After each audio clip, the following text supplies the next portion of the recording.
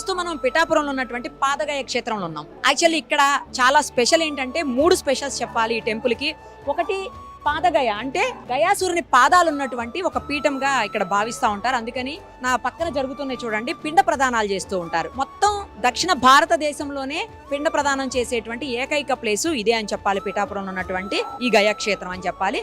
అలాగే దాంతో పాటు ఇంకొకటి 18 శక్తిపీఠాల్లో ఒకరైనటువంటి 10వ శక్తిపీఠం పురుహూతిక అమ్మవారి శక్తిపీఠం కూడా ఇక్కడ ఉంటుంది. ఇంకొక మరో విశిష్టత ఏంటంటే, 3వ విశిష్టత దత్తాత్రేయ స్వామి స్వయంభూగా వెలిసినటువంటి స్వామివారు. మనకి భారతదేశం అంతా ఎక్కడ చూసుకున్నా కూడా కేవలం మనం స్థాపించినటువంటి లేదా మనం పెట్టినటువంటి విగ్రహాలు, బట్ ఇక్కడ మాత్రం దత్తాత్రేయ స్వామి స్వయంభూగా వచ్చినటువంటి దేవదేవుడు. సో ఈ విశేషాలన్నీ కూడా ఒకసారి చూసేద్దాం, వచ్చేయండి. నేను ఇందాక చెప్పాను కదా, గయాసురుని పాదాలు ఉన్నటువంటి స్థలం ఇది. చాలా పురాతనమైనటువంటి స్థలము, అలాగే చాలా విశిష్టత కలిగినటువంటి స్థలం కూడాను. అవి అక్కడ పాదాలు కనిపిస్తున్నాయి, ఒకసారి మీరు చూడొచ్చు. సో అందుకోసమనే ఇక్కడ మొత్తం పిండ ప్రదానాలు జరుగుతూ ఉన్నాయి. అది చాలా స్పెషల్ అనమాట. నేను ఇందాక ఆల్రెడీ చెప్పాను కదా, అదే స్పెషల్ ఇక్కడ.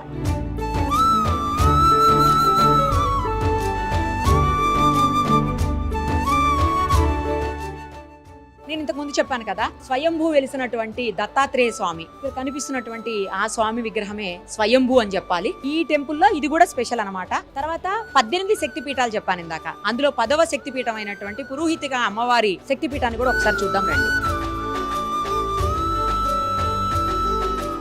మొత్తం అష్టాదశ పీఠాల్లో ఉన్నటువంటి 18 శక్తిపీఠాలు మనందరికి తెలుసు.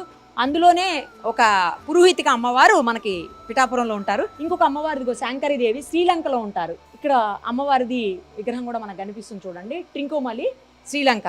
నెక్స్ట్ వచ్చేసి కామాక్షిదేవి కాంచీపురం మరో శక్తిపీఠం. తర్వాత శృంఖలాదేవి ప్రద్యుమ్నం చోటిల్ల గుజరాత్లో ఉన్నటువంటి శక్తిపీఠం ఇది. తర్వాత చాముండాదేవి మైసూర్లో ఉన్నటువంటి శక్తిపీఠం. తర్వాత జోగులాంబాదేవి అలంపూర్ ఆంధ్రప్రదేశ్లో ఉన్నటువంటి శక్తిపీఠం ఇది. తర్వాత బ్రహ్మరాంబాదేవి శ్రీశైలంలో మనందరికి తెలుసు ఆంధ్రప్రదేశ్లో ఉన్నటువంటి శక్తిపీఠం. మహాలక్ష్మీదేవి కొల్హాపూర్ మహారాష్ట్రలో ఉన్నటువంటి శక్తిపీఠం. తర్వాత మరో అమ్మవారు కూడా ఏకవీరాదేవి మహూర్, ఇది కూడా మహారాష్ట్రలోనే ఉంది. తర్వాత మహాకాళీదేవి ఉజ్జయిని మధ్యప్రదేశ్లో ఉన్నటువంటి మరో శక్తిపీఠం. తర్వాత అసలు శక్తిపీఠాలు ఎలా ఆవిర్భవించాయి అనే దానికి కూడా మనకి ఇక్కడ పిక్చర్ కనిపిస్తూ ఉంది, అది కూడా పెట్టుంచారు. తర్వాత గిరిజాదేవి అమ్మవారు జాజ్పూర్ ఒరిస్సాలో ఉన్నటువంటి శక్తిపీఠం. తర్వాత మాణిక్యాంబాదేవి ద్రాక్షారామంలో ఉన్నటువంటి శక్తిపీఠం. నెక్స్ట్ మానసాదేవి అమ్మవారు హరిద్వార్లో ఉన్నటువంటి శక్తిపీఠం. సేమ్ అక్కడ ఎలా ఉంటాయో అలాగే పెట్టారు శక్తిపీఠాలని.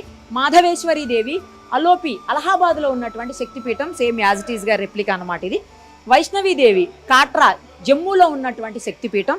తర్వాత గయలో ఉన్నటువంటి మంగళ గౌరీదేవి అమ్మవారి శక్తిపీఠం ఇది. తర్వాత విశాలాక్షి దేవి వారణాసిలో ఉన్నటువంటి శక్తిపీఠం అమ్మవారు. ఇంకా ఫైనల్లీ సరస్వతీదేవి అమ్మవారు కాశ్మీర్లో ఉన్నటువంటి శక్తిపీఠం. చూశారు కదా, ఇవి మొత్తం అష్టాదశ అంటే 18 శక్తిపీఠాలను ఇప్పుడు మనం ఇక్కడ చూసాము. ఒకసారి పంతులు గారితో మాట్లాడదాము, మరిన్ని విశేషాలు ఈ టెంపుల్ కి సంబంధించి తెలుసుకుందాం.